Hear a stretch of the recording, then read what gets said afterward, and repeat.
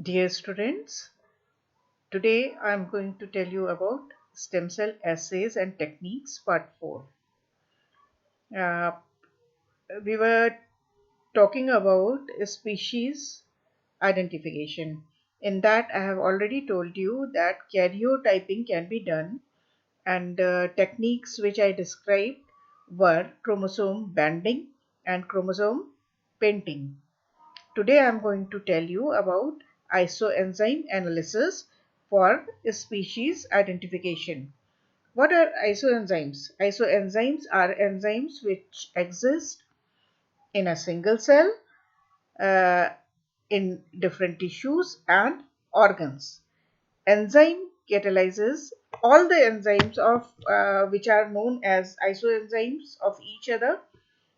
Uh, they catalyze same reaction, but uh, if they are present in a single cell then and different compartments, then uh, they will catalyze it differently. Properties are different. Similarly, in one tissue, that catalysis is of one type, and in other tissue, that will vary, which we can see, and we can isolate these enzymes and differentiate among them also. So, for isozyme analysis, what are the various properties that can be utilized to for detection and separation and identification of isoenzymes? Uh, I'm going to tell you about them. So, first property is they catalyze same reaction. They have different molecular weights. They show different kinetics. There are slight subunit structural differences because they differ in their primary structure. That is, one or more amino acid will be different among isoenzymes, as a result of which it is possible that if they are multimeric, made up of many subunits, then their tertiary structure also differs slightly. Mostly, but not always, they have conserved structures. Their physical properties differ. Their allosteric, since mostly they are multimeric, so they show allosterism, and their regulators also differ. Here, due to different amino acid structure, they have different IPH, they have different electrophoretic mobility, and finally they have different biological properties. That is, they have different functions also, which I have already told you that they catalyze same reaction, but one may be catalyzing forward reaction while other is catalyzing backward reaction. These are tissue specific or species specific too. Their compartmental distribution is also very specific. If they are present in a single cell, they are separable in these different forms also. The techniques are inexpensive, efficient, and simple to carry out, and easily then cells coming from different species, they can be differentiated. I have not told you about they are coded by different genes. अब different jeans से बनेंगे तभी उनके amino acids में फ़र्क हो सकता है, उनके स्ट्रक्चर में फ़र्क हो सकता है, देयर टोटल स्ट्रक्चर में डिफर। तो अब लेकिन ये भी बात है कि अगर एक ही एंजाइम है तो उसके स्ट्रक्चर में कैसे फ़र्क होगा? अगर एक ही जीन है, सिंगल जीन से एनकोडेड दो प्रोटीन्स बिल्कुल एक सी होनी चाहिए, उनके अमीनो एसिड्स में कहाँ पे डिफरेंस आ गया? तो one possibility is that both are encoded by, if two isoenzymes are there, if five isoenzymes are there, they all are encoded by different genes. These genes may have seen gene duplication phenomena. तो एक ही gene कई बार duplicate होके कहीं कहीं किसी किसी chromosomes में चला गया, या एक ही क्रोमोसोम में दो जगहों पे हो गया और उनका एक्सप्रेशन अलग अलग हुआ, and minor structural changes like amino acids के डिफरेंसेस आ गए, या epigenetic modification of a gene product is possible for creating isoenzymes. अब ये जीन एपिजेनेटिक चेंजेस क्या है? एक जीन का जो प्रोडक्ट होता है वो प्रोटीन होता है. मॉडिफिकेशन ऑफ जीन एक्सप्रेशन यानी कि प्रोटीन जो बना, rather than alteration of the genetic code itself, which means this gene and duplicated gene and original gene both have similar amino acid expression. Even then, post-translational modification is responsible for the change in structure or molecular weight or uh, their properties. So, these are various properties, physical properties and structural properties. These are responsible for uh, isoenzyme mm, catalysis and their different behavior, and यही properties utilize की जाती हैं उनको separate करने के लिए और उनको identify करने के लिए. So, separation techniques. First of all, electrophoresis.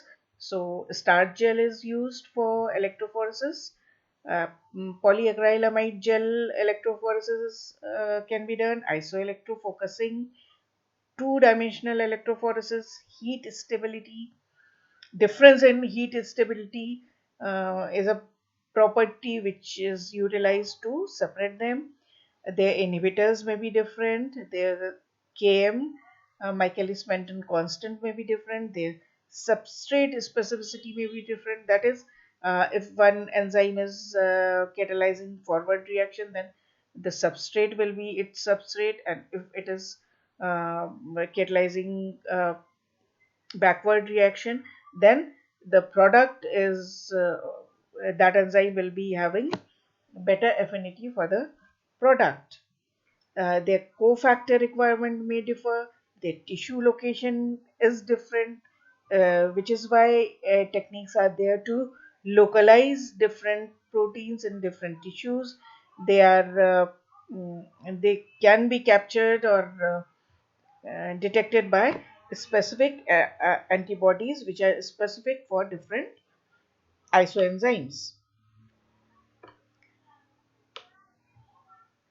Or if we want to analyze a specific activity, so we need active non-denatured enzyme. Protein अगर डीनेचर हो जाती है तो ये अपने बायोलॉजिकल एक्टिविटी नहीं शो कर पाती. Here we are talking about protein enzymes. So denatured enzymes नहीं होने चाहिए इफ एक्टिविटी फॉलो करनी है उनकी, और एक्टिव होना चाहिए. और उसके लिए for that we can use stains. Staining solution contains specific substrate and cofactor. मतलब इलेक्ट्रोफोरेसिस की उसके बाद उसको स्टेन करने के लिए जो सोल्यूशन यूज किया, that contains substrate and specific cofactor for one type of isoenzyme. If it is reacting in presence of this cofactor, then and detection system is by color reaction, so we can detect one type of isoenzyme. अगर ये cofactor missing है तो ये reaction पूरा ही नहीं होगा. This is how they can be detected. Another way, for example, fluorescent product can be visualized as negative stain by reacting with starch fluoro compound. Starch with a fluoro compound. ये यहाँ पे substrate ऐसा ले लेंगे या कोई कोई substance, उस रिएक्शन में कुछ ऐसा होगा कि फ्लोरेसेंट टैग लगाया जा सके और फिर वो फ्लोरेसेंट टैग बाद में डिटेक्ट किया जा सके, जिससे कि हम देख सकें कि एंजाइम एक्टिव भी है और कौन सा किस वैरायटी का एंजाइम कहाँ पे प्रेजेंट है. So these were the techniques, but Here I'm telling you about isoelectrofocusing mainly and two-dimensional gel electrophoresis. These are the advanced techniques, and it is not that other techniques are not useful, they are very much useful, but I'm going to tell you about isoelectrofocusing. So, isoelectric focusing is a method in which proteins are separated in a pH gradient according to their isoelectric points. Focusing occurs in two stages. First, the pH gradient is formed. In the second stage, the protein begins their migration towards the anode if their net charge is negative, or towards the cathode if their net charge is positive. When a protein reaches its isoelectric point in the pH gradient, it carries a net charge of 0 and will stop migrating. This is the principle of isoelectrofocusing. Now, uh, I will explain this principle. Protein is made up of amino acids. Amino acid is the building block of amino acid. Proteins और amino acid का ये ऐसा structure होता है. It carries two functional groups, amino group and carboxyl group, and under physiological conditions, these remain charged. And in this form is known as zwitterionic form, and this happens at one particular pH. The pH at which molecule remains on the zwitterionic form is known as IPH or isoelectric pH. अब अगर हम pH बढ़ाते हैं यानी कि OH ions हम medium में ज़्यादा देते हैं तो OH यहाँ से एक H लेके वाटर मॉलिक्यूल बना देता है और अमाइनो एसिड में ये चार्ज खत्म हो जाता है. इसमें प्लस आयन प्लस मार्क जो बना हुआ था zwitterionic फॉर्म में वो खत्म हो जाता है और धीरे धीरे सारे मॉलिक्यूल्स निगेटिवली चार्ज हो जाते हैं क्योंकि सारा OH जो है इसमें से सारा प्रोटॉन एक्सट्रैक्ट करके वाटर मॉलिक्यूल बना देता है. तो pH above isoelectric point will make positively charged molecule.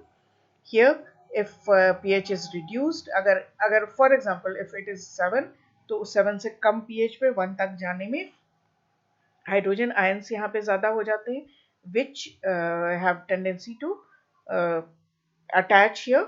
Carboxylic group पे वो अटैच होते चले जाते हैं. जब सारे मॉलिक्यूल्स अमीनो एसिड के में ये H प्रोटॉन जुड़ जाता है जो लोअर पीएच की वजह से मिल रहा है तो फिर मॉलिक्यूल नेट पॉजिटिवली चार्ज रह जाता है. तो लो पीएच पे IPH से लो पीएच पे मॉलिक्यूल पॉजिटिवली चार्ज है एंड हाई पीएच पे it is negatively charge. Now amino acid make the polymer to make proteins. सो जो इनकी प्रॉपर्टी है वही पॉलीमर की प्रॉपर्टी होती है. Polymers make proteins. The proteins have their isoelectric point above which they behave as negatively charged protein, and below that they are positively charged protein. So and this is the isoelectric point. At isoelectric point they have number of positive ions which are equal to negative charge. So number of positive charges are equal to number of negative charges. तो इस तरह से जो भी pH होगा 7 होगा 6 होगा 10 हो सकता है 9 हो सकता है तो एक प्रोटीन की एक प्रॉपर्टी होगी और उसका एक आइसोइलेक्ट्रिक पॉइंट होगा. नाउ इस फैक्ट को यूटिलाइज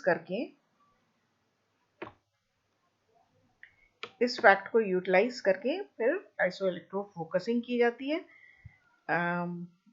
आपको एक फिगर और दिखाते हैं जिससे कि आपको IPH और जेल में प्रोटीन का माइग्रेशन ज़्यादा क्लियर होगा.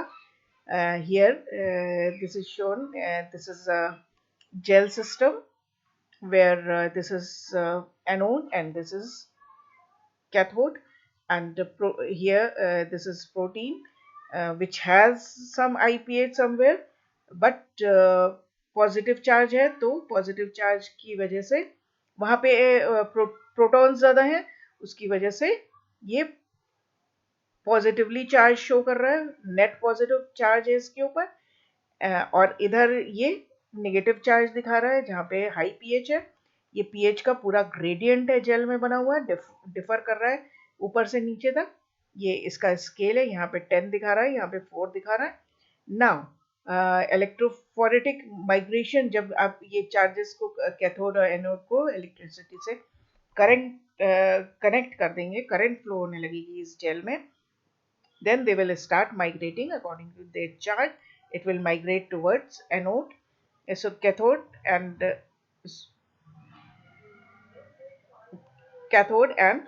anode.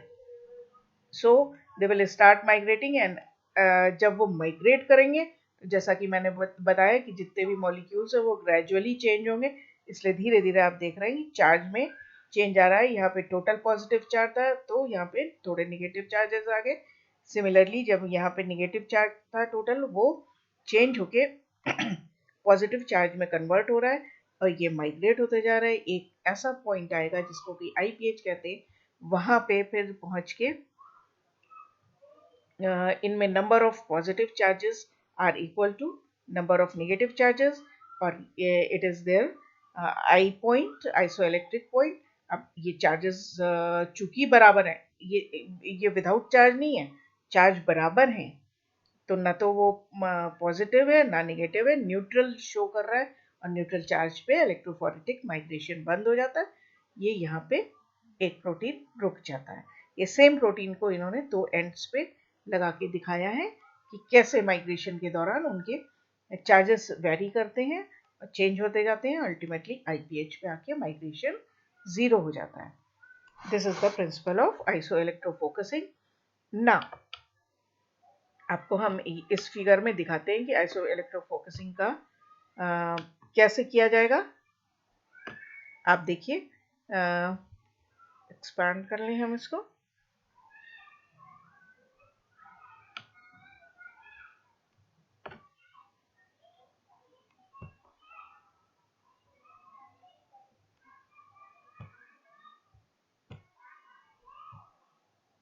Now, this is general principle and protocol of two-dimensional gel electrophoresis. लेकिन हम आपको दिखा क्या रहे हैं अभी, पहले हम आइसो इलेक्ट्रोफोकसिंग खाली दिखा रहे हैं। तो आइसो इलेक्ट्रोफोकसिंग के लिए ये this is tube gel, tube है जिसमें पॉलीएक्राइलेमाइड जेल भरा हुआ है, और इसको एम्फोलाइट्स का यूज किया गया है। Ampholytes are buffers containing different amino acids at different pH. तो यहाँ पे देखिए 9 पीएच का एम्फोलाइट लगा है और यहाँ पे 3 का लगा है। ये थ्रू आउट चेंज हो रहा है लाइक दिस।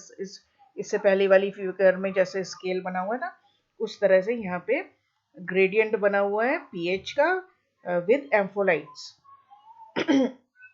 इस पे सैंपल यहाँ पे लोड कर दिया गया, जबकि डिफरेंट वैरायटी के जेल्स होते हैं जहाँ पे ऊपर भी सैंपल डाला जा सकता है, बीच में भी डाला जा सकता है और नीचे भी डाला जा सकता है। तो ट्यूब जेल में पॉसिबल है कि ऊपरी साइड में sample is loaded. Now during electrophoretic motion, ये जो है ये अपने आईपीएच के हिसाब से इसमें अगर ये इतने ढेर सारे टाइप के प्रोटीन है वो वेरी होंगे और इलेक्ट्रोफोरेटिक मोबिलिटी होगी उनकी अपनी अपनी, तो वो एक दूसरे से सेपरेट होते चले जाएंगे। और इस तरह से जब उनका आई पॉइंट आ जाएगा, they will stop migrating anymore, और इस पॉइंट पे इलेक्ट्रोफोरेसिस क्लोज करके, बंद करके इनको डिटेक्शन सिस्टम से डिटेक्ट कर लिया जाएगा कि कितनी वैरायटी के प्रोटीन्स इसमें प्रेजेंट हैं। बट यहाँ पे आप डिफिकल्टी देख सकते हैं कि this point has 2 proteins, this point also has 2 proteins which are not separable. उनका हो सकता है चार्ज के, ये इसमें चार्ज के बेसिस पे चूंकि माइग्रेशन हो रहा है, सिंपली चार्ज के बेसिस पे माइग्रेशन होने की वजह से अगर दो प्रोटीन्स का चार्ज एक है, they will stop at one point only. And these are inseparable proteins, so there is need to further analyze this gel with some other technique. उसके लिए टू डायमेंशनल जेल इलेक्ट्रोफोरेसिस भी की जा सकती है। I will show you. wait.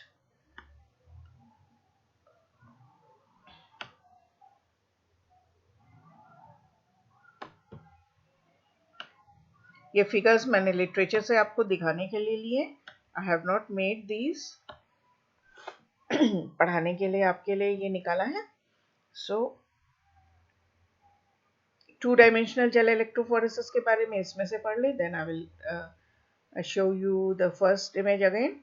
Two-dimensional gel electrophoresis is widely used to separate complex mixture of proteins into many more components than is possible in conventional one-dimensional electrophoresis. एक dimension में आप देख चुके हैं कि अगर दो का आइसो इलेक्ट्रोफोकसिंग में अगर दो प्रोटीन्स का या चार प्रोटीन्स का चार्ज एक ही है, आई पॉइंट मिलता जुलता है, तो उनको अलग करना मुश्किल है. Each dimension separates proteins according to their different properties. तो इसलिए डायमेंशन बदला जाता है. And overall to the gel system में first dimension is tube gel. तो ट्यूब जेल मैं आपको ऑलरेडी दिखा चुकी हूँ. The second dimension is an SDS slab gel. SDS sodium dodecyl sulfate slab gel.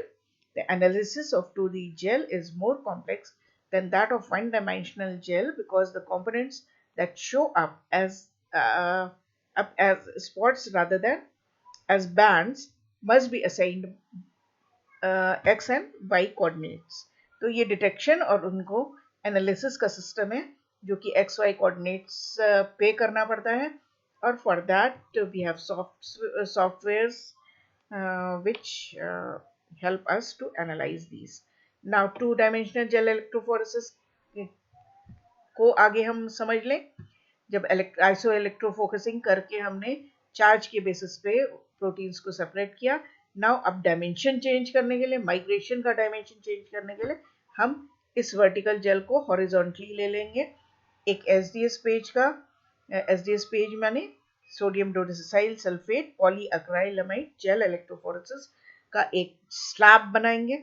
उस पे इनको वेल्स की तरह, वेल्स की जगह पे ये प्रोटीन, ये पूरी ट्यूब जेल, पूरी जेल निकाल के इसमें से यहाँ पे रख देंगे. Now it will migrate from here to here according to their molecular weights, according to their size. So आप देख सकते हैं यहाँ पे दो प्रोटीन्स थी जो इंसेपरेबल थी आइसो इलेक्ट्रोफोकसिंग में. They migrate according to their molecular weight or molecular size into their individual particles. And similarly here also two different individual proteins are separated. This was a pure protein and this was also pure protein. So here also it is giving a spot. And all are differently colored. It is possible to analyze them in different colors with the help of fluorescent compounds. उसके लिए फिर detection system पूरा use होता है. So this is how, अगर iso enzymes हैं एक protein में, अब इनको फिर यहाँ से काट के इनको चेक किया जा सकता है कि ये कौन सा स्पॉट इसमें से एक्टिविटी दे रहा है. उसके लिए एक्टिविटी जेल लगाते हैं जो कि मैं पहले बता चुकी हूँ कि इसको फिर से स्टार्च जेल पे रन कर ले. अगर ये फॉर एग्जांपल एमाइलेज है, स्टार्च जेल पे या किसी पॉलीअक्राइलेमाइड जेल पे इसको रन कर लिया फिर से, और फिर वहाँ पे स्टेनिंग सोल्यूशन में हमने स्टार्च प्रोवाइड किया, पोटेशियम आयोडाइड प्रोवाइड किया. तो जहाँ पे स्टार्च डाइजेस्ट होगा वहाँ पे हमें ब्लू कलर का बैंड मिलेगा या पेल येलो बैंड मिलेगा, क्योंकि वहाँ पे स्टार्च डाइजेस्ट हो जाएगा. और जहाँ जहाँ अगर इसके साथ और भी कोई प्रोटीन है तो बाकी पूरा जेल तो ब्लू हो जाएगा. और पेल येलो कलर जहाँ पे मिलेगा वहाँ पे आइसो एंजाइम ने कट किया है, वहाँ पे हाइड्रोलिसिस हुई है स्टार्च की. तो इस तरह से नेगेटिव स्टेनिंग से हमें उसकी प्रेजेंस पता चल जाएगी, उस पर्टिकुलर एंजाइम की प्रेजेंस पता चल जाएगी. So this was the method of detecting isoenzyme, which I told you in detail. And I will show you one example also.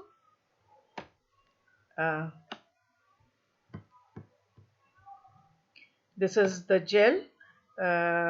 इसमें एक डिहाइड्रोजनेज का जेल है और एंजाइम्स जो है, डिहाइड्रोजनेज एंजाइम को इस पर रन किया गया है और enzyme is taken from mouse, human A, human B.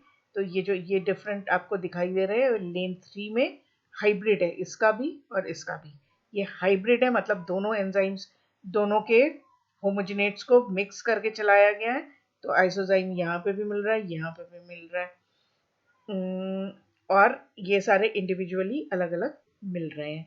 तो आइसोजाइम है तो माउस का कौन सा है, ये आपस में हमने अभी भी कहा था आपको कि स्पीशीज का अलग को डिफरेंशिएट किया जा सकता है। तो माउस के आइसोजाइम्स को ह्यूमन के आइसोजाइम्स से अलग किया जाता है, अलग किया जा सकता है, जिसकी कि हम आपको जेल से दिखा रहे हैं। ये पॉइंट ऑफ ओरिजिन है जेल पे चलने का। ये जब माइग्रेट करेंगे तो स्पेसिफिक पॉइंट तक जाएंगे। मगर माउस का है, ह्यूमन बीइंग का है तो किसी पॉइंट तक जाएगा। और वो चूंकि हम पहले भी बता चुके हैं कि ह्यूमन बीइंग्स में भी दो हो सकते हैं आइसोजाइम्स, तो वो मोलिकुलर वेट के हिसाब से फर्क है, इसलिए वो डिफर करते हैं लेंस में अपनी पोजीशनिंग में। एंड ये देख लीजिए कि माउस का और ऊपर है, तो अगर उनको मिक्स करके करेंगे तो वो अपने अपने इससे करस्पॉन्डिंग पोजीशन पे ह्यूमन का होगा और माउस का उसके करस्पॉन्डिंग पोजीशन पे होगा। This is how species specificity को आइडेंटिफाई किया जा सकता है स्टेम सेल्स में भी और डिफरेंट सेल्स में भी। So if you like my lecture, please subscribe my channel and like it and share it. Thank you.